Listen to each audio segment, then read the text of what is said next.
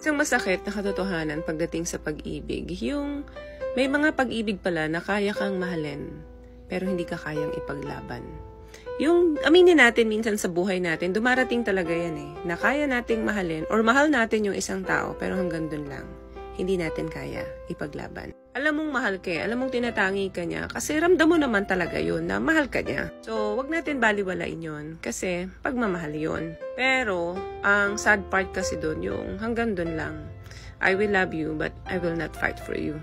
Sobrang sakit nun, no? Yung hindi niya man sinasabi sa words, pero naipapakita niya sa'yo sa actions. Or mas masakit, with actions and with words.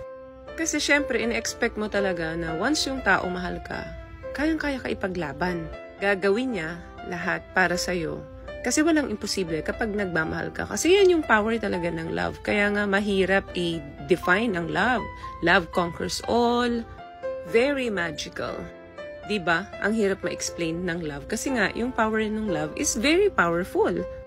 Meaning, kaya lahat gawin, kaya lahat ipaglaban yung mga bagay na akala mong hindi kaya ipaglaban.